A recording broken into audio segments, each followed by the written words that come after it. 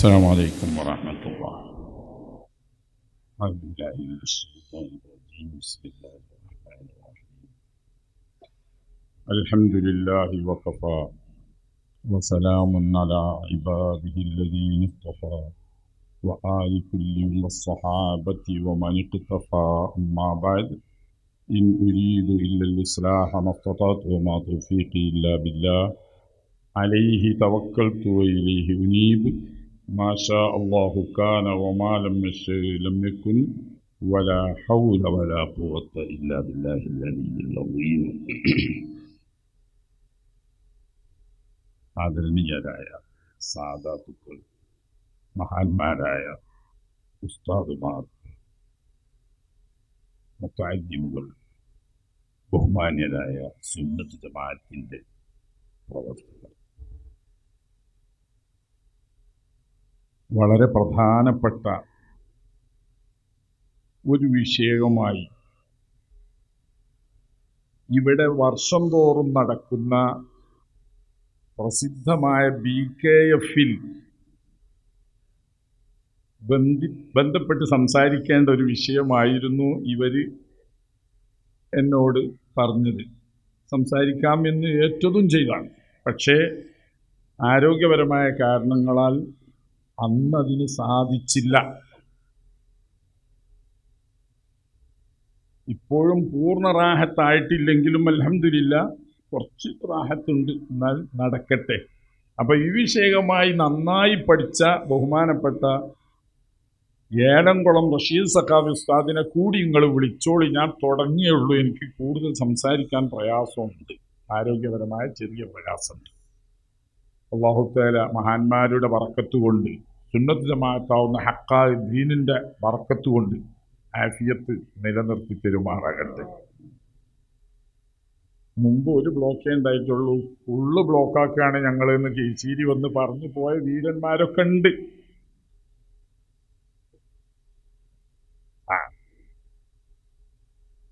അത് കുന്തിരിക്കം പോഞ്ഞാൽ അവസ്മാരമുള്ളവർക്ക് ഇളവുമല്ലോ. അതിൻ്റെ ഗുണക്കട വേറെ തന്നെ. ബ്ലോക്ക് ആക്കണോ ആക്കണ്ടേ എന്നൊക്കെ തീരുമാനിക്കുന്നത് ഖല്ലാഖായ റബ്ബ് തആലയാണ്. ഇവർക്കാർക്കും അതിനുള്ള അധികാരം അതോഞ്ഞ് ഏതെങ്കിലും ശൈഖന്മാർ മൊബൈൽ കൊടുത്തേൽപ്പിച്ചണോന്ന് എനിക്കറിയില്ല. അതിൻ്റെ ആൾക്കാരാണല്ലോ മൊബൈൽ കൊടുക്കുമ്പോൾ കൊടുത്തേൽപ്പിക്കുക. പിന്നെ ഓല് കണ്ടോ കൂട്ടുകയാണ് പറഞ്ഞേക്ക് എപ്പോഴെങ്കിലും മൊബൈൽ കിട്ടുമ്പോൾ ഇവർക്ക് ആർക്കെങ്കിലും ബ്ലോക്ക് ആക്കാനുള്ള അധികാരം കൊടുത്തു വെച്ച് ഓരാവശ്യം പോലെ ഉപയോഗിക്കുകയാണെങ്കിൽ അലൈക തവക്കൽനാ വഇലൈക അനബ്നാ വഇലൈക്കൽ മസീർ എന്ന് നമ്മൾ പറയാം. അല്ലാതെ ഇവരെ ആരെയും നമ്മൾ ഇലാഹും അല്ലാത്ത അധികാരികളൊന്നും ആക്കി. ഞാൻ കുറഞ്ഞ സമയം മുഖദ്ദിമ പറയുള്ളൂ. വിഷയം ആധികാരികമായി ഇൻഷാ അല്ലാഹ് റഷീദ് ഉസ്താദ് സംസാരിക്കും. സുന്നത്ത് ജമാഅത്തിന് വേണ്ടി ബുഖാരി ദഅവാ കോളേജും ബുഖാരി സ്ഥാപനങ്ങളും നടത്തിക്കൊണ്ടിരിക്കുന്ന മഹത്തായ സേവനത്തിൻ്റെ പ്രധാനപ്പെട്ട എടുത്തു പറയേണ്ട ഒരു സേവനമാണ് BKF. പലപ്പോഴും ഞാനും അതിൽ വരാറുണ്ട്. ഞാൻ അതിന് അഹിയത്തുള്ളതുകൊണ്ടല്ല, വർക്കത്തിൽ കൂടെ വലിയ വലിയ ആലിമീങ്ങളൊക്കെ പങ്കെടുക്കുന്ന പരിപാടിയിൽ കൂടുന്നൊരു വർക്കത്തിൽ നിന്നുള്ളതൊക്കെ ഞാനും ഇടയ്ക്കൊക്കെ വരലുണ്ട്. അത് ആലിമീങ്ങൾക്കും മുത്തഅല്ലിമീങ്ങൾക്കും സാധാരണക്കാർക്കും ഒക്കെ ഫലപ്രദമാവുന്ന വിജ്ഞാന വിരുന്നാണ്. ഇവിടെ കൊണ്ടോട്ടിയുടെ ചരിത്രം, കൊണ്ടോട്ടി നേർച്ചയുടെ ചരിത്രം, കൊണ്ടോട്ടിയെപ്പറ്റി വിശാലമായ ചരിത്രം പറയുന്നില്ല. അത് വേണമെങ്കിൽ സുന്നിയല്ലാത്ത അബ്ദുസത്താർ മാസ്റ്റർ എഴുതിയതും അദ്ദേഹത്തിൻ്റെ പിതാവ് കരീം മാസ്റ്റർ എഴുതിയതുമൊക്കെയായ കൊണ്ടോട്ടി ചരിത്രമുണ്ട്. പക്ഷെ ആദ്യം തന്നെ മനസ്സിലാക്കുക, എഴുതിയ രണ്ട് മുസന്നിഫുമാരും സുന്നികളല്ല എന്നല്ല, പഴയ മുജാഹിദുകളാണ്. KM മൗലവിയുടെ പഴയ മുജാഹിദുകളാണ്. ഇപ്പോഴത്തെ ഈ യജൂജ് മൗജൂജിൻ്റെ വർഗത്തിൽപ്പെട്ട ആ വഹാബിയല്ല. ഏതായാലും ഒരു സുന്നികളല്ല. ഇത് അദ്ദേഹം കുറെ പുസ്തകങ്ങൾ എഴുതിയൽപ്പെട്ട ഒരു പുസ്തകമാണ്. കൊണ്ടോട്ടി ചരിത്രം സംസ്കാരം. ഞാൻ ചുരുക്കി പറയും. കൊണ്ടോട്ടിയുടെ സമീപകാല ചരിത്രവുമായി ബന്ധപ്പെട്ട് 18-ാം നൂറ്റാണ്ട് മുതൽ ഇങ്ങോട്ട് ശ്രദ്ധേയമായ ഒരു ചരിത്ര സ്ഥാനം വഹിക്കുന്ന വ്യക്തിത്വമാണ് കൊണ്ടോട്ടി തങ്ങൾ എന്ന് സാധാരണക്കാര് പറയുന്ന മുഹമ്മദ് ഷാ എന്ന കൊണ്ടോട്ടി തങ്ങൾ.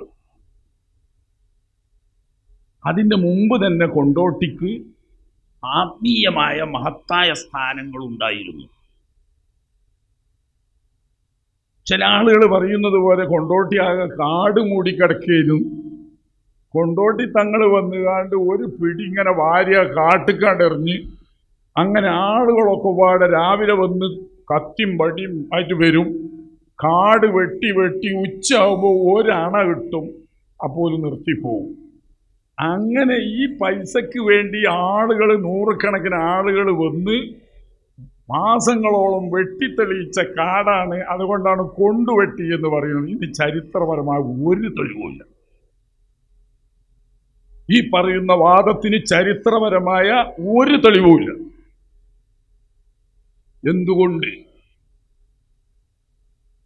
കൊണ്ടോട്ടി തങ്ങൾ ഇവിടെ വരുന്ന സമയത്ത് മേലങ്ങാടി, പഴയങ്ങാടി തുടങ്ങിയിട്ട് 5ഓളം അങ്ങാടികൾ കൊണ്ടോട്ടിയിൽ അറിയപ്പെടും. കാട്ടിലങ്ങാടി ഉണ്ടായിന്.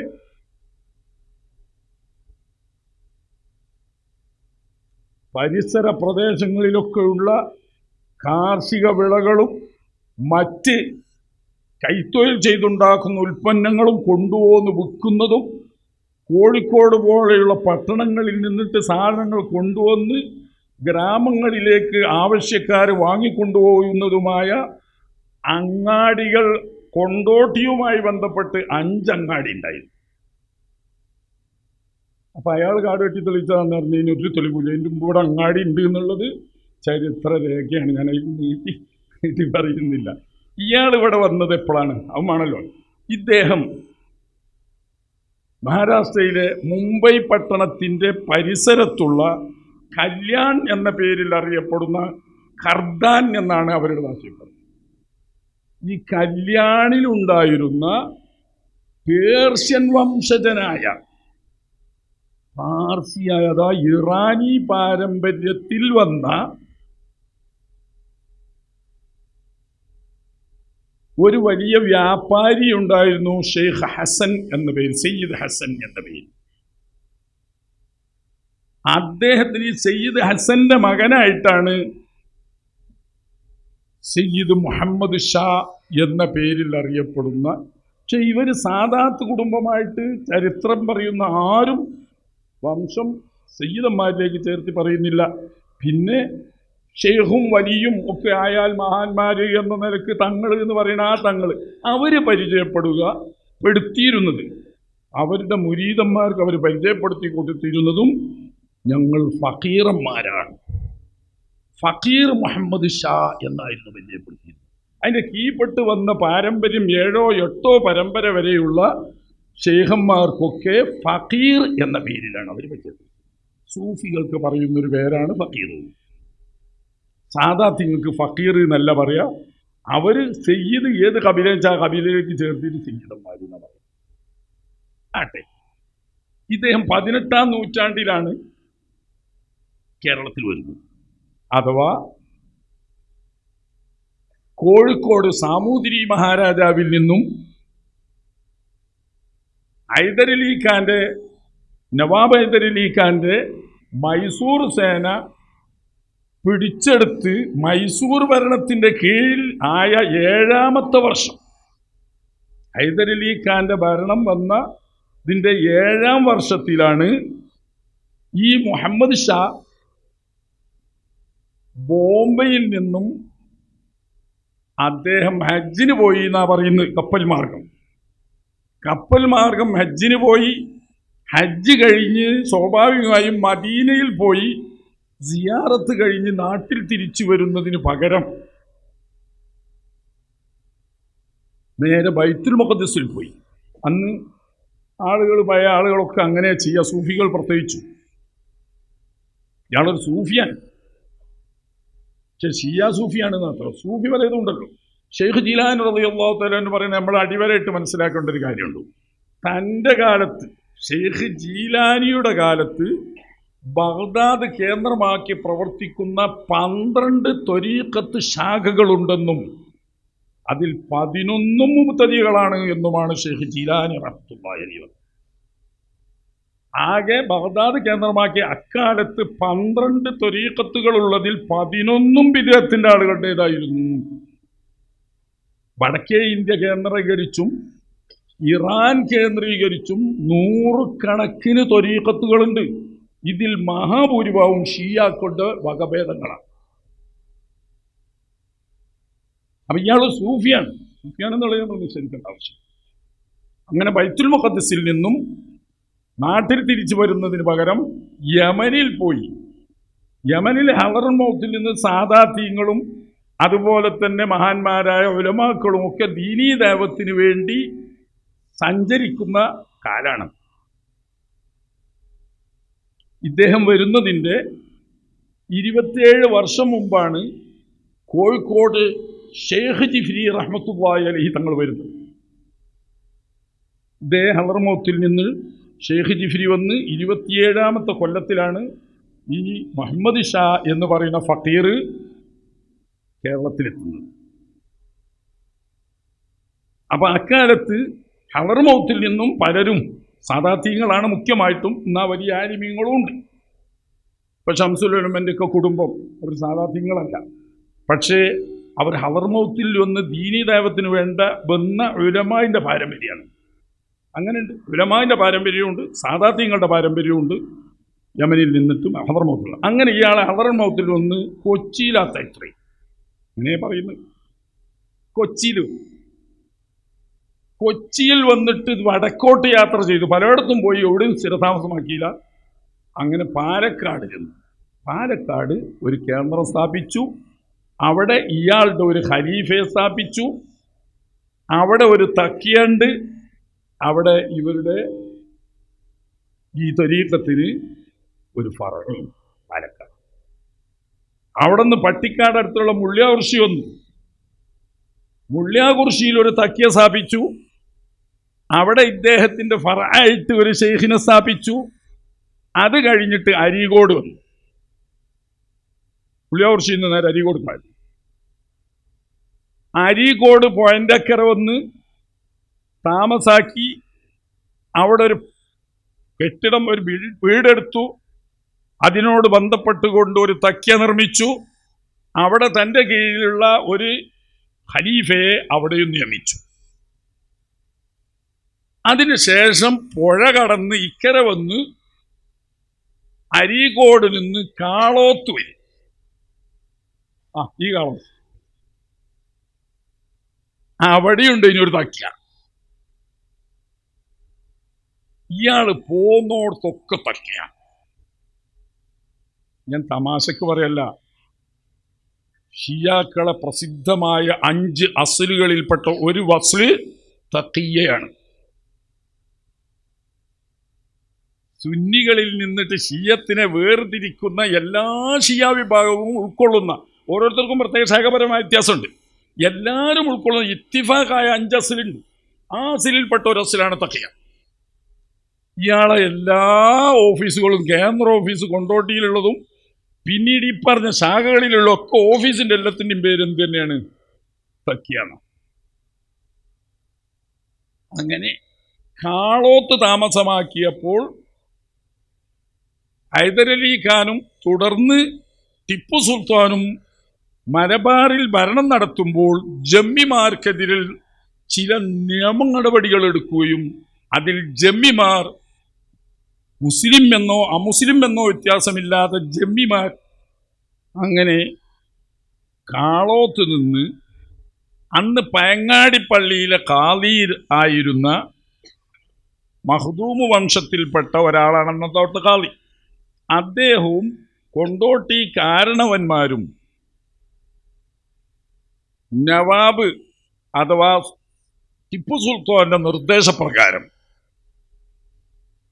ഇവരെ കാളോത്ത് നിന്ന് സ്വീകരിച്ച് കൊണ്ടുവന്ന് കുടിയിരുത്തണമെന്നും അദ്ദേഹത്തിന് വീടും ഓഫീസും മറ്റ് അദ്ദേഹത്തിനും കുടുംബത്തിനും വേണ്ട സൗകര്യങ്ങളും കൊണ്ടോട്ടി ചെയ്തു കൊടുക്കണമെന്ന് അവിടെ സുൽത്താന്റെ കൽപ്പന പ്രകാരമാണ് കൊണ്ടോട്ടി കാരണവന്മാരും പയങ്ങാടിപ്പള്ളിയിലെ ഖാദിയും കൂടി ഇവിടെ കാളോത്തുനിന്ന് സ്വീകരിച്ചു കൊണ്ടുപോയി കൊണ്ടോട്ടി ഇരുത്തുന്നത്.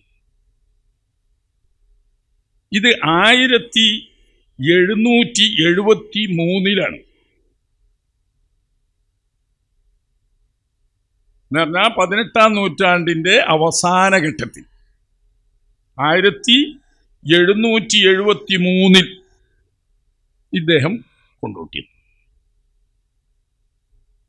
എന്നാൽ 1844 46 വന്നാണ് ഷേഖ് എന്ന പേരിൽ അറിയപ്പെടുന്ന ജിഫ്രി തങ്ങൾ, കോഴിക്കോട് ഷേഖ് ജിഫ്രി എന്നാ പറയപ്പെടുന്നത്. അതായത് 18-ാം നൂറ്റാണ്ടിന്റെ മധ്യത്തിലാണ് ഷേഖ് ജിഫ്രി എന്ന്. കൊണ്ടോട്ടി തങ്ങൾ വരുന്നത് 18-ാം നൂറ്റാണ്ടിന്റെ അന്ത്യഘട്ടത്തിലാണ്. അങ്ങനെ അദ്ദേഹത്തിന്റെ പ്രധാന ഡ്യൂട്ടി ഈ ജമ്മിമാരെ ശാന്തരാക്കി ഒതുക്കി നിർത്തി മൈസൂർ നവാബുമാർക്ക് പ്രശ്നമില്ലാതെ നാട് ശാന്തമാക്കി കാരണവന്മാരെ അനുകൂലമായിട്ട് നിർത്തണം. ഇനി ഇയാളുടെ കറാമത്തും നല്ല വൈദ്യനായിരുന്നു. നമ്മൾ ഒറ്റമൂലി അറിയുമായിരുന്നു, യൂനാനി ചികിത്സ അറിയുമായിരുന്നു. നല്ല വിദഗ്ധനായൊരു ഡോക്ടറാണ്. യൂനാനിയും അറിയാം, അതോടുകൂടി ഒറ്റമൂലി അറിയാം. ആളുകൾക്ക് അതൊക്കെയാണല്ലോ ആവശ്യം. ഒരു ബുദ്ധിമുട്ട്, ഒരു രോഗം, ഒരു പ്രയാസം ചെന്ന് പറഞ്ഞാൽ ഇയാൾ എന്തെങ്കിലും ഒരു ഒറ്റമൂലി കൊടുത്താൽ അല്ലെങ്കിൽ ഇയാൾ യൂനാനി പ്രകാരം ചികിത്സിച്ചാൽ.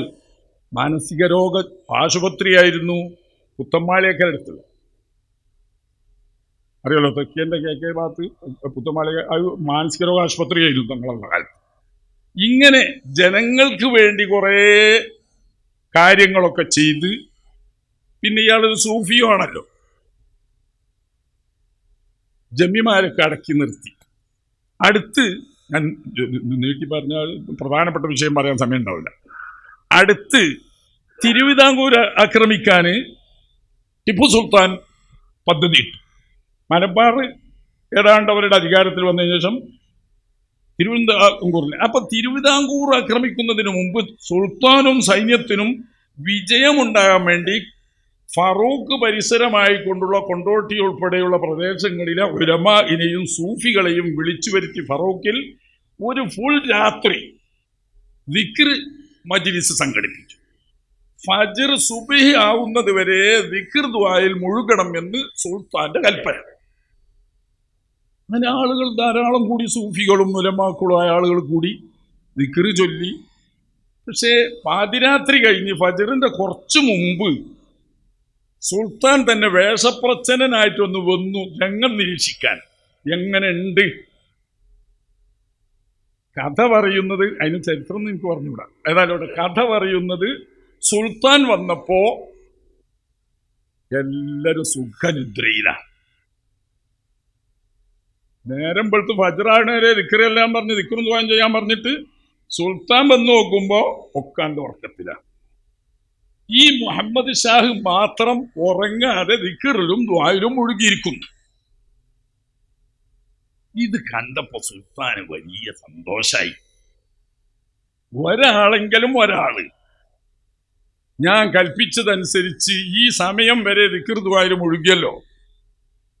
അങ്ങനെ അദ്ദേഹത്തെ ഇനാംദാറായി പ്രഖ്യാപിച്ചു. അങ്ങനെ ഇനാംദാർ 12 വില്ലേജിന്റെ ഉടമാവകാശങ്ങൾ. ഒരു വില്ലേജ് കാരണം എത്ര സ്ഥലം ഉണ്ടാവും നിങ്ങൾ കൂട്ടി നോക്കി. അക്കാലത്തെ കണക്കനുസരിച്ച് ഒരു കൊല്ലത്തിൽ 3000 രൂപ നികുതി കിട്ടുന്ന സ്ഥലം ഒന്ന് ആലോചിച്ച് നോക്കിയാണ്. എൻ്റെ വാപ്പ സ്ഥലം വാങ്ങിയ 2.5 ഏക്കർ സ്ഥലം 20 റുപ്യ കൊടുത്തിട്ടാണ്. 2.5 ഏക്കർ സ്ഥലം വാങ്ങി 20 റുപ്യ. അതിൻ്റെ ഒരു 50 കൊല്ലം മുമ്പാത് 3000 റുപ്യ നീതി കിട്ടുന്ന സ്ഥലം എന്ന് പറഞ്ഞാൽ ഒരു പ്രദേശം ഒന്നായിട്ട് 30,000 പറ പാട്ടം കിട്ടുന്ന പാടം, 3000 നികുതി കിട്ടുന്ന ഭൂമിയും 30,000 പറ നെല്ല് പാട്ടം കിട്ടുന്ന കൃഷിഭൂമിയും രാജാവ് ഇനാമായി കൊടുത്തു. തൻ്റെ കീഴുദ്യോഗസ്ഥരായിട്ട് ഈ പ്രദേശത്ത് കൃഷി ചെയ്യിക്കാനും ഇവിടത്തെ നികുതി പിരിക്കാനും അദ്ദേഹത്തിന് അനുവാദം കൊടുത്തുകൊണ്ട്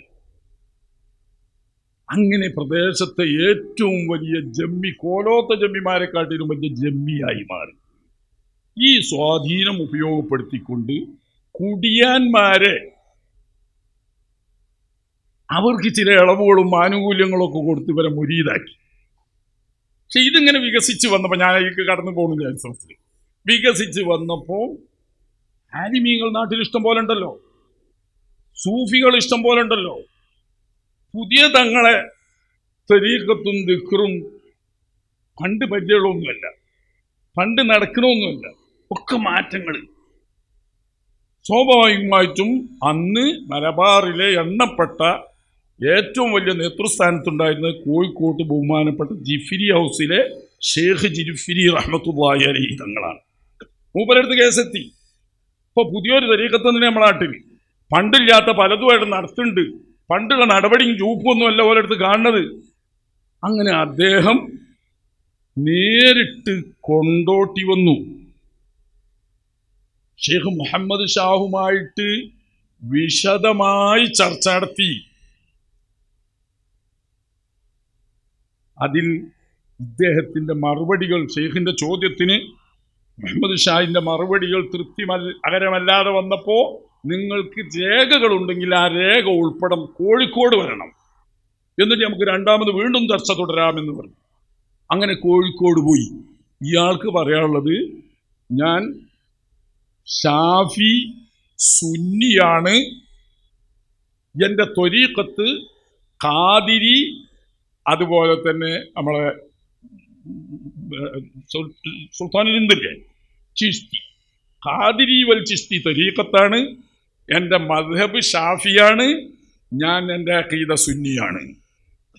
പക്ഷേ അതിന് തെളിവ് നിരത്താൻ ഇവരുടെ തരീഖത്തിൻ്റെ ശൈലി, ഇവരുടെ ആചാരങ്ങളുടെ ശൈലി, ഇവരുടെ ജീവിത രീതിയുടെ ശൈലി, ഈ പറയുന്ന തെളിവുകളൊക്കെയും ഈ പറയുന്ന വാദത്തിനെതിരാണ്. ഒറ്റ വാദവും സമർത്ഥിച്ച് അദ്ദേഹത്തിന് ഷേഖിന് ബോധ്യപ്പെടുത്തി കൊടുക്കാൻ കഴിഞ്ഞില്ല. അങ്ങനെ ഇവരുടെ അടുക്കലുള്ള അബദ്ധങ്ങൾ, തെറ്റുകൾ, സുന്നത്തുമായിട്ടുള്ള വ്യത്യാസങ്ങൾ പറയാൻ വേണ്ടി മാത്രം ബഹുമാനപ്പെട്ട ഷേഖ് ജിഫിരി റഹ്മത്തുള്ളാഹി അലൈഹി തങ്ങൾ ഒരു കിതാബ് എഴുതി, കൻസുൽ ബറാഹീൻ എന്നാണ് അതിൻ്റെ പേര്.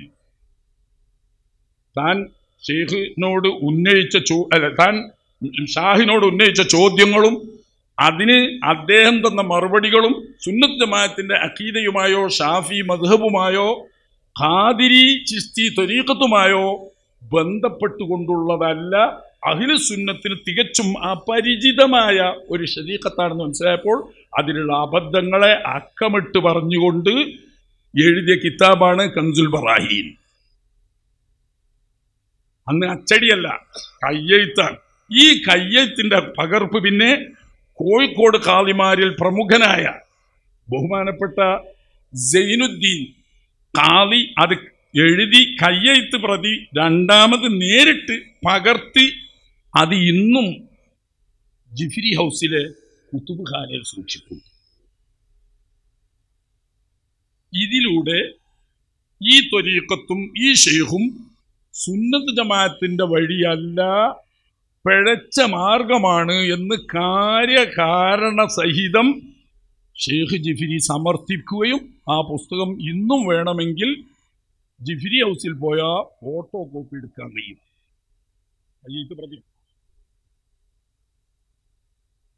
അതുകൊണ്ട് തീർന്നില്ല. ഷെയ്ഖ് ജിഫിരിയുടെ സഹോദരീ പുത്രനാണ് ഷെയ്ഖ് ഹസൻ ജിഫിരിയുടെ മകളെ കല്യാണം കഴിച്ച ഖുതുബുസ്സമാൻ സയ്യിദ് അലവിയിൽ മംബുറമി ഖദ്ദസല്ലാഹു സിർറഹുൽ അസീസ്. മഹാനവറുകള് കൊണ്ടോട്ടി തരീഖത്തും കൊണ്ടോട്ടി തങ്ങന്മാരുമായി ബന്ധപ്പെട്ട് വിശദമായ അന്വേഷണങ്ങൾ നടത്തി.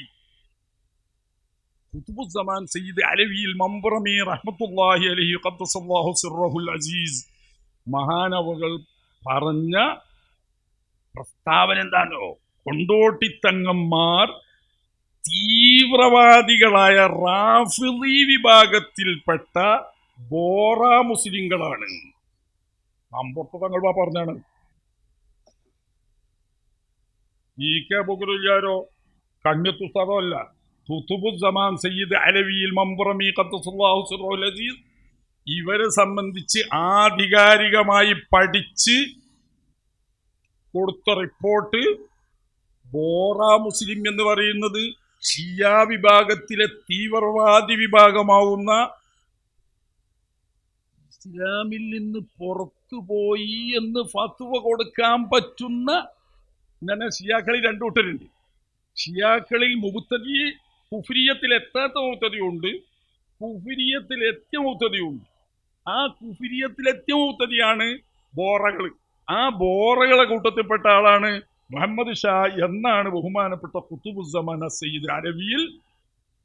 ഇപ്പൊ ചില ആളുകൾ പറയുന്നത് അതൊക്കെ പോലും മനസ്സിലാകാതെ പറഞ്ഞേക്കാരും പറഞ്ഞ് കേട്ട് ഓലെ കാലത്ത് ജീവിച്ചിരുന്ന ആളെ നേരിട്ട് പഠിച്ചിട്ടാ പറയണത്. ഇപ്പൊ ഏതെങ്കിലും ഷിയക്കാരെ അച്ചാരം വാങ്ങിയിട്ട് ഹാഫിളാണ് ഷെയ്ഖാണെന്നും പറഞ്ഞറിയണോ പറയണോ അല്ല. ഓനൊക്കെ എന്ത് പഠിച്ചു ഇസ്ലാം? ഇവരെ പറ്റി എന്ത് ചരിത്രം പഠിച്ചു? ഇവരെ കണ്ടോ, കേട്ടോ? അവരുമായിട്ട് ബന്ധപ്പെട്ട മുരീദുമാരുമായിട്ട് നേരിട്ട് ഇടപെട്ടോ? അക്കാലത്തുണ്ടായിരുന്ന ഖുത്ബുസ്സമാന്റെ വിധി ബോറ മുസ്ലിങ്ങളാണ്, റാഫിളി വിഭാഗത്തിൽപ്പെട്ട തീവ്രവാദികളായ ബോറകളാണ്. ബോംബെയിലൊക്കെയാണ് ഇപ്പോഴും ഉണ്ട് ബോറകൾ. അതിൽപ്പെട്ടതാണ്. അത് സുന്നിയായിട്ട് യാതൊരു ബന്ധവും ഇല്ല. രണ്ട് കേന്ദ്രമായപ്പോ ഒന്ന് ഷെയ്ഖ് ജിഫ്രിയും അതോടുകൂടി കോഴിക്കോട് ഖാദിമാരും, രണ്ടാമത് ഖുത്ബുസ്സമാൻ സയ്യിദ് അലവിയിൽ മംബറമി ഖദ്ദസല്ലാഹു സിർറഹുൽ അസീസ്, മൂന്നാമത് പിന്നെ ലോകത്തന്നെ പ്രസിദ്ധമാണ് പൊന്നാനിക്കയ്യും കൊണ്ടോട്ടിക്കയ്യും. രണ്ടും രണ്ടാണ് എന്ന് പറഞ്ഞാൽ പൊന്നാനി ത്വരീഖത്ത് അഹ്ലുസുന്നത്ത് വൽ ജമാഅത്തിന്റെ ത്വരീഖത്താണ്, കൊണ്ടോട്ടി ത്വരീഖത്ത് ബിദ്അത്തിന്റെയും വലാലത്തിന്റെയും ത്വരീഖത്താണ്. അവർ തമ്മിൽ വാദപ്രതിവാദങ്ങൾ, ഖണ്ഡനങ്ങൾ, എഴുത്തുകൾ, ലേഖനങ്ങൾ, പുസ്തകത്തിന് ഖണ്ഡനങ്ങൾ, ചോദ്യങ്ങൾ.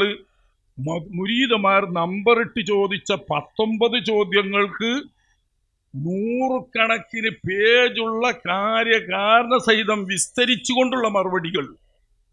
പൊന്നാനി ഉലമാക്കൾ പിഴച്ച തരീഖത്തുകാരാണ് ഈ കൊണ്ടോട്ടിക്കാര്. അത് ഷിയ വിഭാഗത്തിലെ ഒരു ഉപവിഭാഗമാണ് എന്ന് അഹ്ലുസുന്നത്തിന്റെ 3 പ്രധാന കേന്ദ്രങ്ങളാണുള്ളത്. ഒന്ന് കോഴിക്കോട്, മറ്റൊന്ന് മമ്പുറം, മൂന്നാമത്തേത് പൊന്നാനി.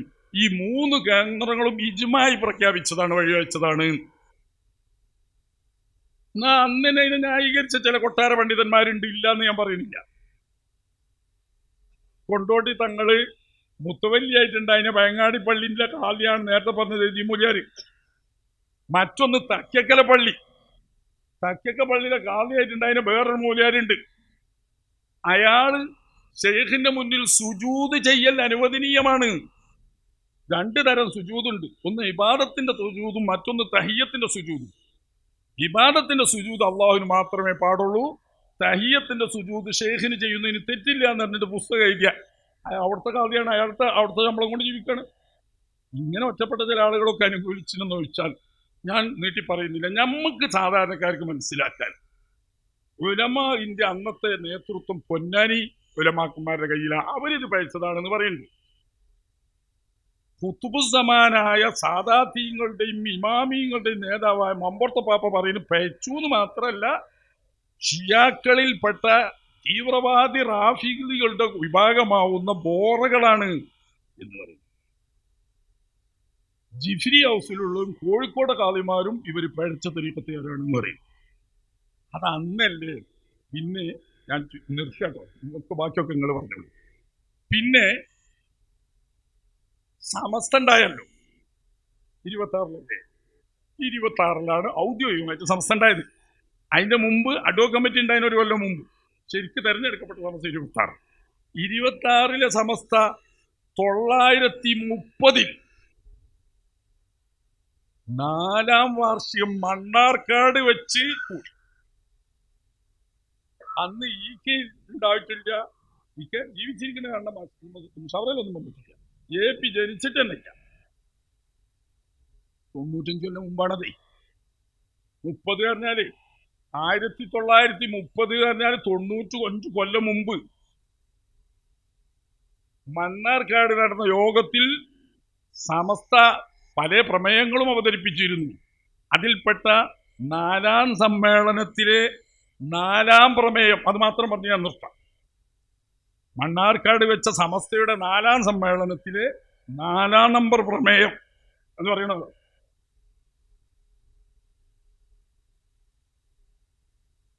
ചോറ്റൂർ കൈക്കാർ, കൊറൂർ കൈക്കാർ, കൊണ്ടോട്ടി കൈക്കാർ, ഖാദിയാനികൾ, വഹാബികൾ മുതലായവരുടെ ദുർവിശ്വാസ നടപടികൾ അഹ്ലുസുന്ന വൽ ജമാഅത്തിന്റെ സുന്ദരമായ വിശ്വാസ നടപടികളോട് കേവലം മാറാക കൊണ്ട് അവരുടെ വിശ്വാസ നടപടികളോട്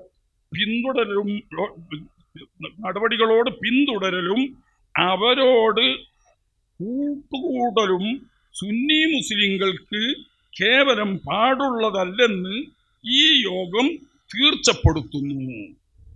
95 കൊല്ലം മുമ്പ് 4-ാം സമ്മേളനത്തിൽ വെച്ച് പാസാക്കിയ 4-ാമത്തെ പ്രമേയം സമസ്ത അത് പിന്നെ മാറ്റിയിട്ടില്ല. എന്നല്ല, 950 വടകര വെച്ച് നടന്ന 2-ാമത് സമ്മേളനം. അപ്പോത്തിന് എത്രയല്ല ഈ കൊല്ലം? 20 കൊല്ലം വെച്ചു. അപ്പോൾ 24-ാം സമ്മേളനമായി. വടകരയിൽ 950 നടന്ന സമ്മേളനത്തിൽ ഈ നേരത്തെ 4-ാം സമ്മേളനത്തിൽ പാസാക്കിയ 4-ാം പ്രമേയം വീണ്ടും വായിച്ചംഗീകരിച്ചു. അദ്ദേഹം വഹാബിയാണെങ്കിലും അയാൾ പറയുന്നു പിന്നെ ഇതിന്റെ ശേഷം സമസ്ത തീരുമാനം തിരുത്തിയതായിട്ട് എവിടെയും കേട്ടിട്ടില്ല. 930 പ്രമേയം പാസാക്കി പ്രസരിപ്പിക്കുകയും 50 വീണ്ടും ആവർത്തിച്ച് അംഗീകരിക്കുകയും ചെയ്തതിന് ശേഷം പിന്നെ എപ്പോഴെങ്കിലും അത് ദുർബലപ്പെടുത്തിയതോ പിൻവലിച്ചതോ ആയിട്ട് സമസ്തന്റെ ചരിത്രത്തിലോട് ഞാൻ കണ്ടിട്ടില്ല എന്ന്. ആള് മുജാഹിദാണെങ്കിലും അയാളൊരു നിഷ്പക്ഷ അന്വേഷകനാണ് അയാൾ പറയുന്നത്. എന്നിട്ടിപ്പോ ചില സമസ്ത സെക്രട്ടറിമാരെന്ന് പറയുന്ന വയ്യാത്ത രോഗികളായി കിടക്കുന്ന, പണ്ട് കണ്യത്തുസ്താദിനെ കൊണ്ട് മുഖം കെടുക്കാൻ ദ്വാരക്കാൻ നടന്നതുപോലെ ഇപ്പൊ ആലിക്കുട്ടി ഉസ്താദിന് വയ്യ.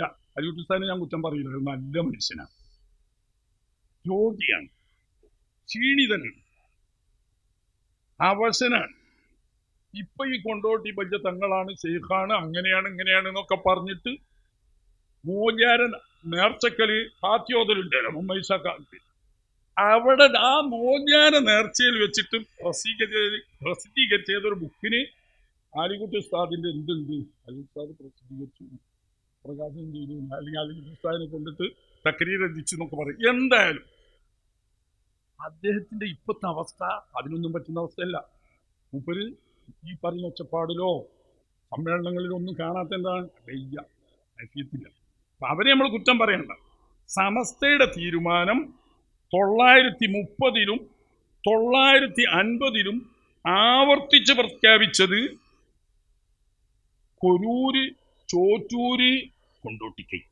ഇനി ഇവിടെ ആചാരപ്പോലത്തോൾക്ക് തിരിയും. പണ്ട് ഇവിടെ ഹാജി അബ്ദുൽ ഖാദർ മുസ്ലിയാർ ബാദിനെന്നീനല്ലോ ഗണ്ണർ പ്രസംഗം മൊയ്ജിമാരൊക്കെ എന്നും ദ്വാരക്കുമ്പോൾ അന്ന് മൂപ്പര് ദ്വാരക്കണ പ്രധാനപ്പെട്ട ദ്വാര പഠിച്ചോനെ ചോറ്റൂര് കൈക്കാരുടെ, കൊണ്ടോട്ടി കൈക്കാരുടെ, കുറൂർ കൈക്കാരുടെ ഷെറിനെ തൊട്ട് കാക്കണേ അള്ളാ. അന്നൊക്കെ കൊണ്ടോട്ടി കൈക്കാരുടെ സ്വാധീനം ശക്തിയായി ഇറക്കുന്ന കാലത്താണ്. ഇതിനൊരു മാറ്റം സുന്നത്ത് ജമാഅത്തിന്റെ കാഴ്ചപ്പാടിൽ ഉണ്ടായിട്ടില്ല. അതുകൊണ്ട് അത് അഹ്ലു സുന്നത്ത് വൽ ജമാഅത്തിന്റെ ത്വരീഖത്ത് അല്ല, അഹ്ലു സുന്നത്ത് വൽ ജമാഅത്തിന്റെ ശൈഖന്മാരല്ല, പിഴച്ച ഷീഈ പ്രസ്ഥാനക്കാരാണ്. പക്ഷേ അവർക്കൊരു പ്രത്യേകത ഉണ്ട്, ചോദിച്ചാൽ അങ്ങനെ പറയാം. അതാണ് തഖിയ്യ. അതൊന്നും ഇപ്പൊ വിശദീകരിക്കാൻ സമയമില്ല. ഭൂരിപക്ഷം ആള് എന്താണോ ഓൽക്ക് ഒപ്പിച്ച് പറയാ, ഓൽ ചെയ്യും പോലെ ചെയ്യുക. ഇവിടെ കൂട്ടത്തിൽ ഒറ്റക്കില്ലുമ്പോൾ വേറെ ചെയ്യുക. ആളെ കൂട്ടത്തിൽ കൂടുമ്പോൾ എല്ലാവരും ചെയ്യുമ്പോൾ ചെയ്യുക, ചോദിച്ചാൽ എല്ലാവരും പറയും പോലെ പറയാ. ഒറ്റയ്ക്ക് എന്നാൽ ഒരു കൊലാശയം നടത്തുക. ഈ തക്കിയുള്ളത് കൊണ്ട് തന്നെ തക്കയ്ക്കല്ല ഉള്ളിൽ കയറിയാൽ ആചാരം ഒന്ന് വേറെയായിരുന്നു. എപ്പോഴും കാണാലോ 3 കൊടിയല്ലേ, നേർച്ചയ്ക്ക് 3 കൊടിയാണ്. അന്ന് കുഞ്ഞ് വിശദീകരിക്കാൻ തന്നില്ല. ഒരു വലിയ കൊടി, ഒരു മുത്തവസിത്തായ കൊടി, ഒരു സഹീറായ കൊടി. വലിയ കൊടിയിൽ 32 കയ്യടി ഉണ്ടാവും. ഈ തങ്ങൾപ്പാപ്പാന്റെ അവിടെ സ്ഥാനത്തിരിക്കുന്ന തങ്ങൾപ്പാപ്പ ഈ തുളസിയും ചന്ദനം കൂടി അരച്ചിട്ടുള്ള ആ മിശ്രിതത്തിൽ കൈവച്ചിട്ട് ഈ വെള്ളപ്പതാകം അടിക്കുക. 32. രണ്ടാമത്തേല് മുത്തവസിത്തില് 11. ചെറുതും മെല്ലേക്കും മോലിയുള്ള കഥകള് 5. വലിയത് 32 ത്വരീഖത്തുണ്ട്. ഇത്ര ഈ 32 ത്വരീഖത്തിനെ പ്രതിനിധീകരിച്ചു കൊണ്ടാണ് 35 അടി. ഏതൊക്കെ ഈ 32 ത്വരീഖത്ത്? അറിഞ്ഞിട്ട് പലതും ഉണ്ട്, 1 2 ഒക്കെ സുന്നിയൊക്കെ ഉണ്ട്. പിന്നുള്ള 10ഉം 11 5ഉം 6ഉം ഈമാനും ഇസ്ലാമും 5ഉം 6ഉം 11. അതിനൊരു കൊടി. എല്ലാവർക്കും മേലുള്ളതും ചെറിയതുമായ കൊടി എന്താ? 5 അടി. യാ മുഹമ്മദ്, യാ അലി, യാ ഫാത്തിമ, യാ ഹസൻ, യാ ഹുസൈൻ. നിങ്ങൾ കണ്ടില്ലേ ഇവിടെ പ്രകടനത്തിൽ വെട്ടിവരവിൽ കൊടിയല്ല, കൊടിന്റെ പുറമെ ബാനർ പിടിച്ചു. യാ മുഹമ്മദ്, യാ അലി, യാ ഫാത്തിമ, യാ ഹസൻ, യാ ഹുസൈൻ. ഈ 5 ആളുകളെ പ്രതിനിധീകരിച്ചുകൊണ്ടാണ് ഈ 5 അടി അടിച്ചടി. അതാണ് എല്ലാവർക്കും മേലെ. അതാണ് അതിന്റെ കീഴ്പ്പെട്ടുള്ളതൊക്കെ ആളെ കണ്ടുപിടിക്കാൻ വേണ്ടി. അതെ, പിന്നെ നേർച്ച ഇങ്ങനെ ഒന്ന് കഴിഞ്ഞ റഷീദ് ഉസ്താദ് പറഞ്ഞോളൂ. നേർച്ച മാഷെന്നെ പറയുന്നത് നേർച്ച എന്ന് പറഞ്ഞ നെതിർ എന്ന് പറഞ്ഞ അറബിയിൽ നിന്ന് ഉണ്ടായതാകാൻ ഒരു നിവൃത്തിയില്ല. നേരത്തെ ഉസ്താദ് പറഞ്ഞ പോലെ ഏത് ഇൽത്തിസാമു മുക്കല്ലഫിൻ ഖുർബത്തൻ ലം യൽസം അല്ലെങ്കിൽ ലം യജിബ്. സ്വയം വുജൂബല്ലാത്ത ഒരു ത്വാഅത്ത് ഇബാദത്തായ ഒരു കാര്യം ഒരു മുക്കല്ലഫായ മനുഷ്യൻ നിർബന്ധമാക്കിയെടുക്കുന്നതിനാണ്. ഇവിടെ എന്ത് ഖുർബത്താണുള്ളത്? അതിന്റെ വ്യക്തമായ കാരണം എനിക്കറിഞ്ഞപ്പോൾ പറഞ്ഞാൽ റഷീദ് ഉസ്താദിന്റെ പ്രസംഗം മുടങ്ങും. 3 നേർച്ച, അതൊക്കെ പഠിക്കണം. 3 നേർച്ചയും കൊണ്ട്. ഒന്ന് വലിയ നേർച്ച, മറ്റൊന്ന് ചെറിയ നേർച്ച, മൂന്നാമത്തെ ആണ്ടോത്തം. വലിയ നേർച്ച മാത്രമേ നാട്ടുകാർക്ക് അറിയൂ. ചെറിയ നേർച്ച മുരീദന്മാർക്ക് ഒറ്റയ്ക്കുള്ളതാണ്. ചെറിയ നേർച്ച അതിൽ പൊതുജനങ്ങൾ ആരും പങ്കെടുപ്പിക്കുന്നില്ല. അത് ശൈഖും മുരീദന്മാരും മാത്രം നടത്തുന്നതാണ് ചെറിയ നേർച്ച. അത് അവരെ ത്വരീഖത്തുമായി ബന്ധപ്പെട്ട ആഘോഷമാണ്. അത് പബ്ലിക് ജനങ്ങളെ കാണിക്കുന്നില്ല. കാരണം കാണിച്ചിട്ടുണ്ടെങ്കിൽ പോലെ അന്ന് പൂട്ടേണ്ടി വരും. ഈ ത്വരീഖത്തിന്റെ പീഡിയ. അങ്ങനെ സുന്നത്ത് ജമാഅത്തുമായിട്ട് അതിനൊരു ബന്ധമില്ല. പുറത്ത് കാട്ടുന്നവരല്ല ഉള്ളിലുള്ളത് എന്നർത്ഥം. പിന്നെ ആണ്ടോത്ത് എന്ന് പറയുന്നത് ഇയാളുടെ ഷെയ്ഖുമാര് ഇയാൾ പറയുന്നതനുസരിച്ച് ശരിയാണെങ്കിൽ ഷെയ്ഖ് ജീദാനി തങ്ങളുടെ പേരിൽ, അതുപോലെ ചിശ്തി തങ്ങളുടെ പേരിൽ, മുക്കറം അലി എന്ന് പറഞ്ഞിട്ടാണ് ഇയാളെ നേരെ ഷെയ്ഖ്. ഈ മുക്കറം അലിയുടെ പേരിൽ ഇങ്ങനെ ഷെയ്ഖന്മാരുടെ മേൽ മുരീദന്മാരൊക്കെ പാടെ കൂടിയിട്ട് ഒരു കൊല്ലത്തിൽ ഒരു കത്തോതി വാർക്കലുണ്ട്. അതിനാണ് മൂന്നാമത്തെ ആണ്ടോത്തം എന്ന് പറയുന്നത്. അപ്പൊ ഇങ്ങനെ ആണ്ടോത്തം എന്ന് പറഞ്ഞിട്ടൊരു നേർച്ചയും ചെറിയാർച്ച എന്ന് പറഞ്ഞിട്ടൊരു നേർച്ചയും അത് രണ്ടും മതപരമാണ്. ശരിയോ തെറ്റോ എന്നല്ല ഞാൻ പറയുന്നത്. അത് രണ്ടും മതപരമായ ഓല തരീഖത്തുമായിട്ട് ബന്ധപ്പെട്ട വിഷയമാണ്. വലിയർച്ച, അതാണ് ഇപ്പൊ കൊണ്ടോട്ടിയാർച്ച. വലിയർച്ച എന്ന് പറഞ്ഞാൽ എവിടുന്ന ഞാൻ ചുരുക്കി പറയാം. സമയം പറഞ്ഞ വിഷയം, പ്രധാനപ്പെട്ട വിഷയമൊക്കെ പറയാൻ ബാക്കി. ഈ വലിയർച്ച എന്ന് പറയുന്ന കൊണ്ടോട്ടിയാർച്ച എന്നത് ഈ 12 വില്ലേജിന്റെ നികുതി പിരിച്ചെടുക്കാനും കൊല്ലത്തിൽ 30,000 പറ നെല്ല് പാട്ടം പഠിച്ചെടുക്കാനും എളുപ്പമല്ലാതെ അതിന് പണിക്ക് ആളെ വെച്ചാൽ 100 കണക്കിന് ഉറുപ്യ ശമ്പളം കൊടുത്ത് പണിക്കാരെ വെക്കേണ്ടി വരും. ഔലിയാണല്ലോ, ശൈഖാണല്ലോ. അപ്പൊ ഒരു ഉറൂസ് എന്ന പേര് വലിയൊരു പരിപാടിയാണ് നടത്തിയിട്ട് സന്തോഷത്തോടു കൂടി ഘോഷയാത്രയായിട്ട് ഈ പാട്ടം പഠിക്കേണ്ട നെല്ലും മറ്റ് കാഴ്ച വസ്തുക്കളും അത് പെട്ടിവരവായിട്ട് വരിക, കൂട്ടത്തിൽ ആ പ്രദേശത്ത് കൊടുക്കേണ്ട നികുതിയും. അപ്പൊ നികുതി പിരിവും നെല്ലിന്റെ പാട്ടം പിരിവും 5 കായ് മുടക്കില്ലാതെ വീട്ടിലെത്തി കിട്ടാൻ വേണ്ടിയിട്ടുണ്ടാക്കിയ കാർഷികോത്സവമാണ് കൊണ്ടോട്ടി നേർച്ച. യഥാർത്ഥത്തിൽ നേർച്ചയും അതായിട്ടൊരു പുലബന്ധം പോലുമില്ല. പിന്നെ പൂനേവലിലൊക്കെ വന്നപ്പം ഇതൊക്കെ പോയി, അത് വേറെ വിഷയം. ഇതാണ് അതിന്റെ അസല്. ഈ നികുതി പിരിക്കാനും പാട്ടം പിരിക്കാനും ചെലവില്ലാതെ ഇങ്ങോട്ട് എത്തിക്കിട്ടും, അല്ലാതെ കുറച്ച് ചീരിയും സമ്മാനവും ഒക്കെ വേറെയും കിട്ടും. അതിന്റെ പൈസ ചെലവുമില്ല. തന്നെയല്ല, നികുതി പിരിക്കുമ്പോ ഒരു മുഖംചൂളിയും, പാട്ടം പിരിക്കുമ്പോ കുറച്ച് ബേസുറപ്പുണ്ടാവും. ഇത് ഇങ്ങോട്ട് നേർച്ചയായിട്ട് ആഘോഷമായിട്ട് സന്തോഷത്തോടെ കൊണ്ടുവന്നു കൊടുക്കും. നല്ല വെളുള്ള മനുഷ്യനെ. അതുകൊണ്ട് ആ വെളു കൊണ്ടിട്ട് കാർഷികോത്സവം, അല്ലെങ്കിൽ ഉറപ്പല്ലേ ഉറൂസാണെങ്കിൽ മരിച്ചതിന് ഒരു സമയം ഉണ്ടാവും. ആ സമയത്തല്ലേ ഉറൂസിക്ക. ഇത് എന്നാണോ കൊണ്ടോട്ടിപ്പാടത്തെ നെല്ല് കൊയ്ത്ത് കഴിയുന്നത്, കൊയ്ത്ത് കഴിഞ്ഞ് പാടം ഒഴിവായ അറബി മാസത്തിലെ 11-ന്റെ അന്ന് പതാക ഉയർത്തും. 10-ന്റെ അന്ന് പതാക ഉയർത്തും. അടുത്ത മാസം 13, 14, 15 ദിവസങ്ങളിൽ നേർച്ച നടക്കും. ഇങ്ങനെ ഒരാണ്ടുണ്ടാവുമോ? നെല്ല് കൊയ്ത്ത് എന്ന് പറയുന്നത് സൂര്യചലനവുമായി ബന്ധപ്പെട്ട മലയാള കൊല്ലത്തിനല്ലേ വരുന്നത്. ആ കൊല്ലത്തിൽ എന്നാ നെല്ല് കൊയ്തത്? ആ കൊയ്ത സമയത്തുണ്ടാണ് മാസം 10-ന് പതാക ഉയർത്തു, അല്ല കൊടിയേറ്റുകയും അടുത്ത മാസത്തെ 13, 14, 15 ദിവസങ്ങളിൽ നേർച്ച നടത്തുകയും ചെയ്യുക.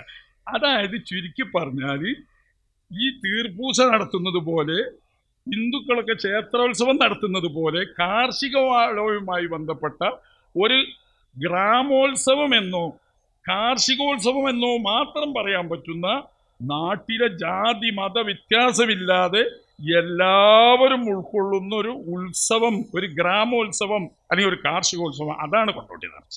അല്ലാതെ നേർച്ച അതുമായിട്ട് യാതൊരു മുനാസബത്ത് പോലും ഇല്ല. ഉണ്ട്, മറ്റേനുണ്ട്. ചെറിയാർച്ചക്കും ആണ്ടത്തത്തിനും ഉണ്ട്. അത് ഓർക്ക് മാത്രമല്ല, നാട്ടുകാർക്കില്ല. കാരണം കള്ളി പൊളിയും. ഓരോ മുരീതന്മാരല്ലാത്തവർ ചെന്നിട്ടുണ്ടെങ്കിൽ അവിടെ നടക്കുന്ന ആചാരം നമുക്ക് ഉൾക്കൊള്ളാൻ കഴിയൂല. അപ്പോൾ കള്ളി പൊളിയായി പുറത്താരും അറിയില്ല. ഓരോ നടത്തും. നാട്ടുകാരടുത്തത് എന്താണ്? ഇതിനിപ്പോൾ അതിൻ്റെ ഇടയ്ക്ക് അന്ന് ടൗണ് വികസിച്ചിട്ടില്ലല്ലോ. അപ്പോൾ ഒരു കൊല്ലം വരെ വീട്ടിലേക്ക് വേണ്ട വീട്ടുപകരണങ്ങൾ, മറ്റ് സാധനങ്ങളൊക്കെ വാങ്ങാൻ ഒരാഴ്ച അല്ലെങ്കിൽ 10 ദിവസം നീണ്ടു നിൽക്കുന്ന വലിയ ചന്ത നടക്കും. ആ ചന്തയിലൂടെ കച്ചവടക്കാർ, വ്യാപാരികൾക്ക് ഒരു കൊല്ലത്തെ കച്ചവടം കിട്ടും.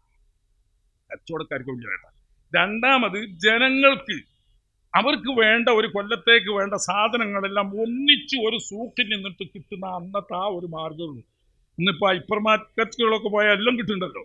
എന്നതുപോലെ കൊണ്ടോട്ടി ഇറച്ചിക്ക് വന്നാൽ ഒരു കൊല്ലത്തിന് വേണ്ട പായി, തലേണി, പുതപ്പ്, വെള്ളം മുക്കണ ബക്കറ്റ്, കയറ്, കപ്പി തുടങ്ങിയിട്ട് എല്ലാ സാധനവും അവിടെ കിട്ടും.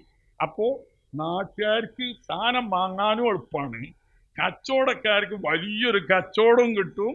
അങ്ങനെ വന്നപ്പം അതൊരു വലിയ ഗ്രാമോത്സവമായി വളർന്നു വന്നു. അത് നിന്നേലും കരിയുന്നത് പറഞ്ഞേക്ക് ശുദ്ധ വഹാബിയ. ഞാൻ പറഞ്ഞാൽ നിങ്ങളിത് പുറത്തേക്ക് വിട്ടുകാണ് നിങ്ങൾ കേസാക്കിയിട്ടുണ്ടെങ്കിൽ ഞാനറിയില്ല. ഉള്ളത് പറയാ, ആൾക്ക് ഇഷ്ടമുണ്ടായാലും ഇല്ലെങ്കിൽ എനിക്ക് പണ്ടേ അങ്ങനെ ഒരു സ്വഭാവം. ഇത് പറയാൻ നമുക്കൊരു പൊറുതിയേടാ. നമ്മളെ ഇടി ബഷീർ സാഹിബ് ഉണ്ടല്ലോ, മൂപ്പർക്ക് അത് ഭയങ്കര സങ്കടമായി പോയി. എങ്ങനെയെങ്കിലും 10-14 കൊല്ലമായിട്ട് അത് നിന്നു പോയിട്ടുണ്ട്. അത് എങ്ങനെയെങ്കിലും പുനഃസംഘടിപ്പിക്കണം എന്ന് പറഞ്ഞ് ഒരുങ്ങി ഇറങ്ങി ആ ഹിമ്മത്തോടു കൂടി മൂപ്പരുടെ എല്ലാ കഴിവും ഉപയോഗിച്ച്, പാർട്ടിയും ഉപയോഗിച്ച് അത് പുനഃസ്ഥാപിച്ചു. അപ്പൊ തന്നെ ഒരു സുന്യാചാരമല്ലാന്ന് ഉറച്ചല്ലോ. സുന്യാചാരം നശിച്ചുപോയ ഒരു സുന്യാചാരം അയാത്താക്കേണ്ടത് മൗദൂദിക്കും വഹാബിക്കും ആവശ്യമുണ്ടോ? വഹാബികളുടെ സ്റ്റേറ്റ് സമ്മേളനങ്ങളിൽ പോയിട്ട് ഉലമാക്കൾ തൗഹീദ് പഠിക്കണം എന്ന് പ്രസംഗിച്ച ഇടിയാണ്. ആ ഇടി തന്നെ ഇപ്പൊ ഇത് ചെയ്യിച്ചതും. നോക്കണത് ഉലമാക്കളെ തൗഹീദ് പഠിക്കണം എന്ന് എവിടുന്നാ പറയുന്നത്? മുജാഹിദിന്റെ സ്റ്റേറ്റ് സമ്മേളനത്തിലെ സ്റ്റേജിൽ കയറിയിട്ട് ആ ഉലമാക്കൾ, സുന്നി ഉലമാക്കളെ തൗഹീദ് പഠിപ്പിക്കാൻ പറഞ്ഞ അതേ ഇടി കൊണ്ടോട്ടിയാർത്ത് നിർത്തിയാലും മൂപ്പർക്ക് ഭയങ്കര വെള്ളമിറങ്ങാത്ത കൊടുത്തു. അതെങ്ങനെയും നടത്തും. ഇനി വേണ്ട സത്താർ മാഷ്, അയാൾ ഞാൻ പറഞ്ഞ അയാൾ ഇജാതി വഹാബി ഒന്നുമല്ല, എന്നാല് ഒരു പഴയ വഹാബിയാണ്. അയാളും കഴിയുണ്ട്. ഒരിക്കലും അത് നിന്നുകൂടാ. അതെന്തായാലും പുനഃസ്ഥാപിക്കണം. അത് അന്ന് 2-3 കൊല്ലം മുമ്പ് അയാൾ പുസ്തകം എന്തായാലും അത് കാരണം എന്താണ്? ഒരു നാട്ടിന്റെ സംസ്കാരമാണ്, ഒരു ജനതയുടെ ഐഡന്റിറ്റിയാണ്. അതുകൊണ്ട് അത് പോകാൻ പാടില്ല. ഇവർക്കൊക്കെ എന്തായാലും ഒരു വിവാദത്താണെങ്കിൽ, ഇതൊരു പുണ്യകർമ്മമാണെങ്കിൽ, ഇതൊരു നേർച്ചയാണെങ്കിൽ ഈ വഹാബിക്കും മൗദൂദിക്കും ഒക്കെ അത് സ്ഥാപിച്ചിട്ട് വല്ലതും കിട്ടണ്ടോ? അതുകൊണ്ട് തന്നെ അത് ദീനി ആചാരമല്ല കൊണ്ടോട്ടിയർച്ച. മറിച്ച് ഒന്ന് ഗ്രാമോത്സവമാണ്, മറ്റൊന്ന് കാർഷിക ഉത്സവമാണ്. അത്രയല്ലാതെ ദീനുമായിട്ട് യാതൊരു ബന്ധവുമില്ല. കൊണ്ടോട്ടി തങ്ങന്മാര് സുന്നി തരീഖത്തുകാരല്ല, ഷിയ വിഭാഗത്തിൽപ്പെട്ട റാഫിളത്താവുന്ന ഭീകരവാദികളായ ബോറകളാണ് എന്ന് ഖുതുബുസ്സമാൻ മമ്പുറത്ത് തങ്ങൾ പാപ്പ പറഞ്ഞു. സമസ്ത 30 പാസാക്കി 50 വീണ്ടും ആവർത്തിച്ച് പ്രഖ്യാപിക്കും. ഇതിനൊരു മാറ്റം അഹ്ലുസുന്നത്ത് വൽ ജമാഅത്തിനൊരു കാലത്തും ഉണ്ടായിട്ടില്ല. അതുകൊണ്ട് സുന്നത്ത് ജമാഅത്തിൽ വിശ്വസിക്കുന്ന മോമിനികൾ, അത് കുരുവട്ടൂർക്കാർ വന്ന് പറഞ്ഞാലും വേണ്ടിയില്ല, ഇനി ഏതെങ്കിലും ബുക്ക് എഴുതുന്ന പുതിയ ഏതെങ്കിലും അവതാരങ്ങൾ എന്ന് പറഞ്ഞിട്ടും വേണ്ടിയില്ല, ഈ പറഞ്ഞ മുൻഗാമികളൊക്കെ പിഴച്ചതാണെന്ന് പറയുകയും പ്രഖ്യാപിക്കുകയും ചെയ്ത് സമസ്ത ഇടയ്ക്കിടയ്ക്ക് ആവർത്തിച്ചത് പ്രഖ്യാപിക്കുകയും ചെയ്യുന്ന ഒരു കാര്യം, ഇനി നിങ്ങളത് വന്ന് കണ്ട് ഹലാലാക്കിയിട്ട് അതൊക്കെ ദീനാണ്, അതൊക്കെ സുന്നത്ത് ജമാഅത്താണ്, അവിടെ മറ്റേ മൂല്യാർ പോയിനി, മറ്റേ മൂല്യാർ സിയാറത്തിന് പോയിനി, ഈ മൂല്യാർ പോയിനി, ഷംസുൽ ഉലമ പോയിനി. ഈ ഷംസുൽ ഉലമയൊക്കെ ഇതിൽ വരുന്നതിന് മുമ്പ് സമസ്ത അത് പഴച്ച് ത്വരീഖത്താന്ന് പ്രഖ്യാപിച്ച് കഴിഞ്ഞിട്ട് അപ്പൊ സമസ്ത പറഞ്ഞതിൻ്റെ എതിര് ചെയ്യുന്ന ആളുകൾ അവരൊക്കെ സമസ്തന്റെ നേതാക്കൾ പറഞ്ഞെടുക്കണോ? ആര് കൂട്ടിയത്? സമസ്തന്റെ ജനറൽ സെക്രട്ടറി അല്ലേ? ഒരു സമസ്ത പണ്ട് ഇത്ര 30 മൂപ്പര് ബാപ്പ വന്നിട്ടിനോ എന്നറിയില്ല, മൂപ്പരുണ്ടായിട്ടില്ല എന്നല്ല, ബാപ്പ വന്നിട്ടിനോ അറിയില്ല. ആ കാലത്ത് പയച്ച ഖാദിയാനികളുടെ കൂട്ടത്തിൽ തന്നെയാണ്. ഖാദിയാനികളുടെ കൂട്ടത്തിൽ തന്നെ കൊണ്ടോട്ടി കൈക്കാര്, അതുപോലെ കുരൂർ കൈക്കാര്, ചോറ്റൂർ കൈക്കാര്, ആ കൂട്ടത്തിൽ എണ്ണിയിട്ട് 930 മുതൽക്കും 950 ആവർത്തിച്ച് പറഞ്ഞൊരു കാര്യം, അതിന് ദീനാണെന്ന് പറഞ്ഞു വന്നാൽ സ്വീകരിക്കാൻ അഹ്ലുസുന്നത്ത് വൽ ജമാഅത്തിന് മനസ്സില്ല. മനസ്സില്ല. നിങ്ങൾ പറയണതിന് നേരത്തെ സ്വാതന്ത്ര്യം പറഞ്ഞുകൊണ്ട് ഇവിടെ എല്ലാവർക്കും സ്വാതന്ത്ര്യമുള്ള രാജ്യമാണ്, എല്ലാവർക്കും ഒന്നും പറയാം. അതിനൊന്നും നിങ്ങളെ വായിലൊന്നും കിട്ടില്ല. നിങ്ങൾ പറയുന്നിടത്ത് വന്നുകൊണ്ട് ഞങ്ങൾ കൂക്കൂല്ല. അത് നിങ്ങൾക്ക് പറയാൻ നിങ്ങൾക്ക് സ്വാതന്ത്ര്യമുണ്ട്, പക്ഷേ ഞങ്ങളത് അംഗീകരിക്കാൻ സന്നദ്ധരല്ല. ഇനി വിശദമായി കാര്യങ്ങളൊക്കെ ബഹുമാനപ്പെട്ട റഷീദ് ഉസ്താദ് പറയും. അല്ലാഹു സുബ്ഹാനഹു വ തആല ഹക്കിനെ ഹക്കായി മനസ്സിലാക്കി അത് ജീവിതത്തിൽ തുടരാനും, ജനങ്ങൾ എങ്ങനെ വിലയിരുത്തുന്നു എന്ന് നോക്കാതെ സത്യം സത്യമായി അംഗീകരിക്കുക, ബാത്തിലിനെ ബാത്തിലായി അംഗീകരിച്ച് അതിന് കൈവടിയാനും അല്ലാഹു നമുക്കൊക്കെ തൗഫീഖ് ചെയ്യുമാറാകട്ടെ. സഖാഫി സാനെ വിശദമായി കാര്യം